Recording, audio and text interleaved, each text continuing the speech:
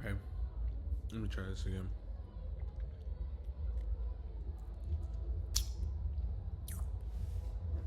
So I feel like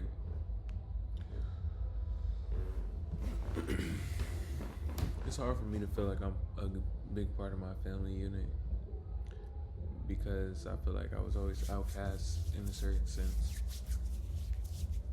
When I was passionate about things and I expressed it, it was always seen through this lens of Christianity and hyper vigilance. And so, like the things that I was really into when I was a kid, they were often walled off to me because they weren't Christian enough or they weren't explicitly about like God. And so, like, I wanted to make music.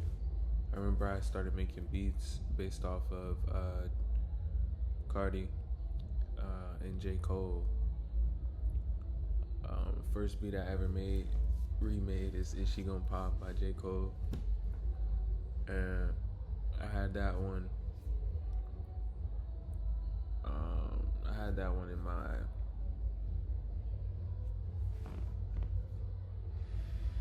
Alright, bro. Hold on. Let me chill. Alright. I had that one in my storage.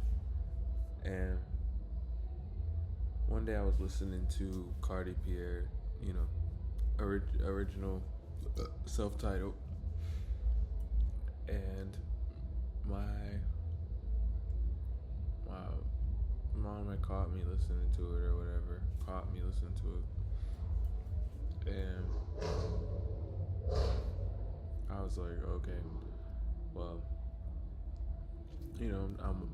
I'm listening to it, trying to learn to make beats. Now, of course, I was listening to Cardi Pierre tape, but also I did want to make beats, and I was trying to figure out how Pierre Bourne was making beats at the time, because I was like, I had never heard nothing like this before. And so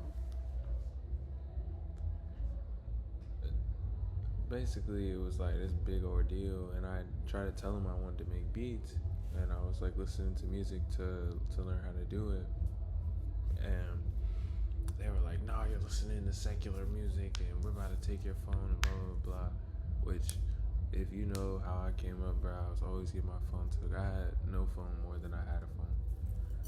And so I was just like, I only got away with that really because I had a that beat in my catalog already, the J. Cole beat. So I played it for them and they were like, oh, okay, yeah, I could see you doing it. Even though it was a remake of another secular song, but they didn't recognize it. And it was just always like that. Like, so my mom would say I like certain things when really I would just do it because I knew she would approve of it, and it was the closest I could get to what I wanted to do. Because like, even like my dad had founded a shirt company for me when I was a kid because I was into designing clothes and stuff. And even that had to be under the guise of like a Christian t-shirt company. Like it couldn't just be how I like to draw jerseys and everything like that, so I have a clothing company. It became all this other stuff because it had to be under this veil of God. So then I think fast forward, when I wanted to create things, it was hard to kind of escape that need to be virtuous in my work. I felt like I just had to have like some type of grand cause, or like there it wasn't okay to just be creative for the sake of creating something. When I used to write music when I was a kid, because I had a keyboard, and so as I would listen and play things, I ended up writing church songs because my parents, anytime any other music would come on, my mom was big on like condemning it and making it sound like it would, send you to hell, basically. Like, it always felt that way, especially as a child. And so like, did my mom always say everything's gonna send you to hell? Probably not. But as a kid, that's how I internalized it, because there was a certain evilness.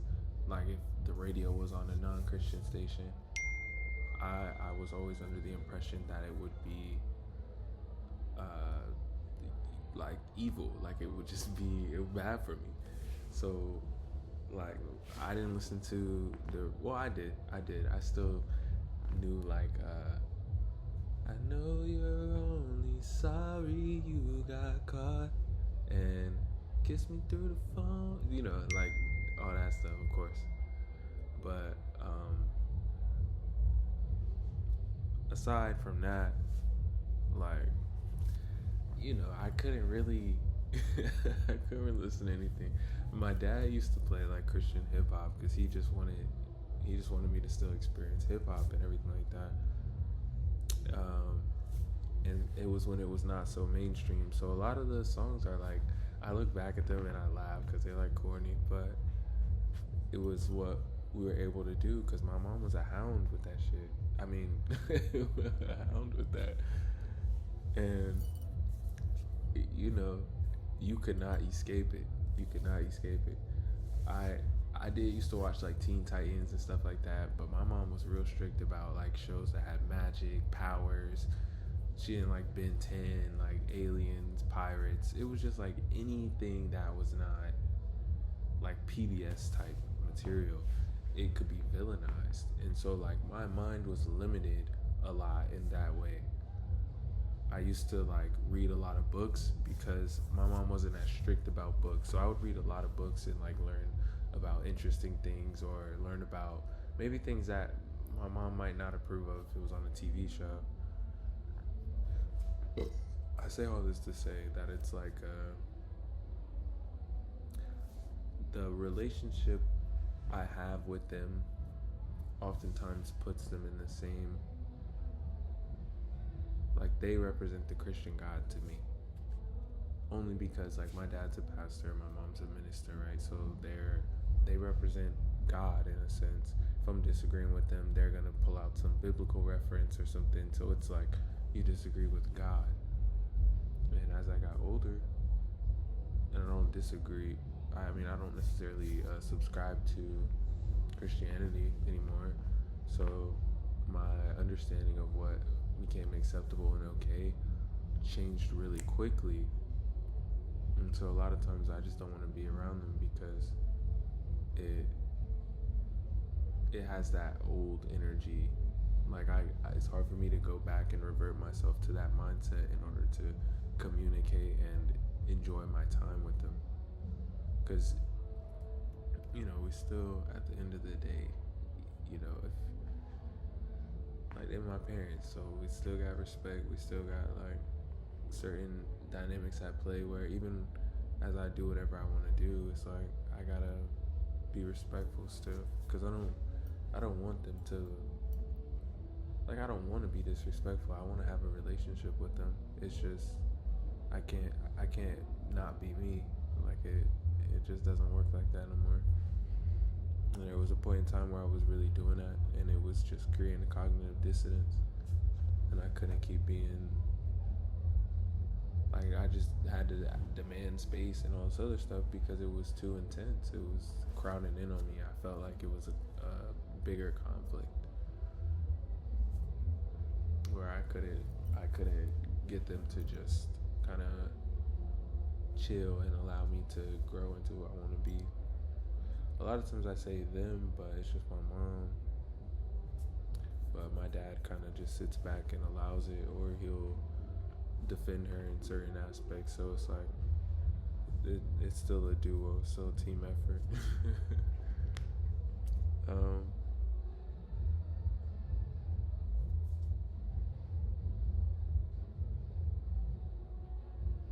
What else?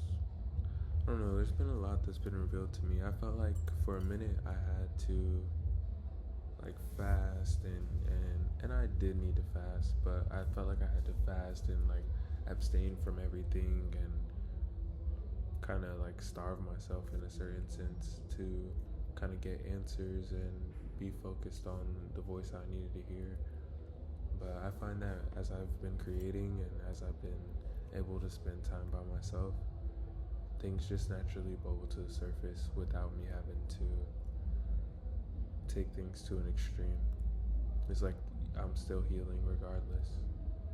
I think Spirit has been guiding me through the process and not allowing me to be overwhelmed, showing me a single thing at a time and giving me a lot of time to chew and digest on that, rather than like just having my mind cracked open and the information poured in. Um, so it just feels like I'm a lot safer right now.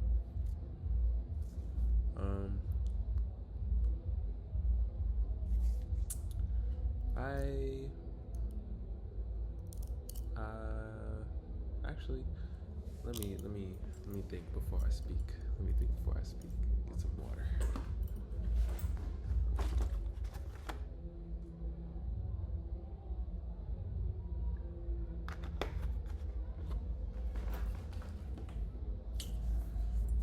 Yeah. So I just feel like I need to be more kind of. I feel like I need to be more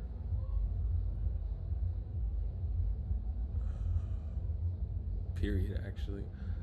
I think I've been very stressed this week about money and figuring out how I'm gonna pay for things and how I'm gonna make shit shake, because I feel like I just jumped into this and took a leap of faith that these things are gonna work out just for me doing the things that I need to do, just for me completing projects and like having direction and pursuing my goals. And that's why like I feel like I meditate so heavy when I make my goals and really focus in. And so the goals feel doable, but it feels like I really need to focus. This past week I got my stuff set up straight. What is that? This past week I got myself set up in the studio. I'm so grateful for this space. Like, it's insane. It's amazing. It's beautiful. But I need to just go ahead and get my mind right at the beginning of the week and kind of map out what I'm trying to do. There are some things that can still kind of go with the flow, but I'm ready to seriously change and just be different. The fast didn't go how I expected, but I feel like I learned a lot, because it's about the gradualness of it, you know. You can't force the change, you have to allow it to happen, but you also don't need to go to one extreme or the next. When I first started Tumblr, it was called Journey of Extremes, because I was writing about how the moments toss you to and from, and they tell you like, you know, this is just the worst thing that could possibly happen. You just need this desperately, and then it's like, well, I don't need anything at all. And it's like, you know, you do have needs, but you're probably not as desperate as you feel. You probably have things that need to be kind of met, like I do, but I don't have to be all like desperate. I believe that God will provide. I believe that as I figure this out, my part of things, working every day, being focused, being consistent, showing up, that God will fill the tank. I'll have what I need. Spirit will fill the tank. And I'll have what I need. And God will provide. It'll work out. I believe in that.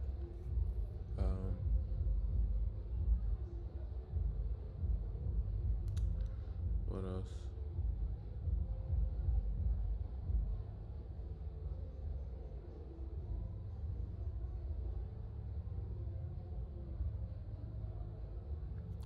I don't know what else there is. I need to learn a lot. I have a lot to learn. I'm kind of like still feeling overwhelmed.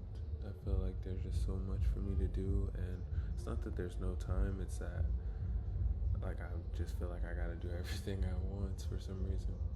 It's hard to take it one step at a time. I was supposed to write in my journal basically the whole day, which is why I'm recording this video, because it just felt overwhelming to write and like really focus my mind on these things.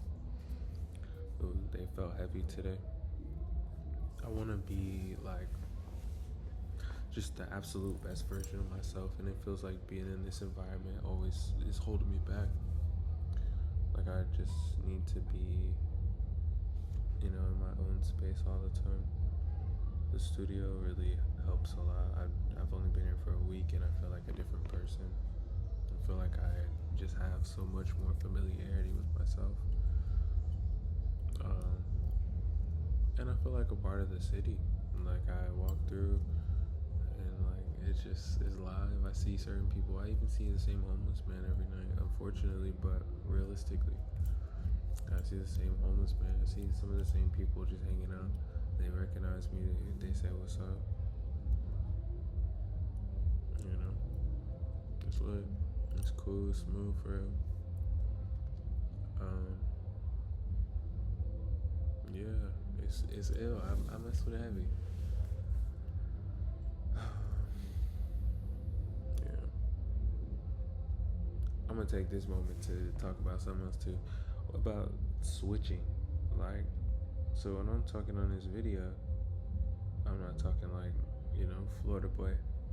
I'm talking like all formal and like clear, concise. Like I'm really journaling, and I want my handwriting to be neat. I don't feel like I don't know. It feels like I need to be that way for the cam. When I talk in real life, it's like I'm just talking. It's whatever. And like it's kind of funny how you know how to like not talk like you from Florida.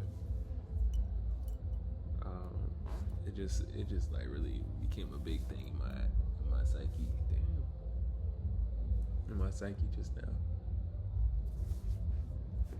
But I don't think I have anything else. Yeah, maybe this will be the start of my video journal. And yeah, today's March 14th.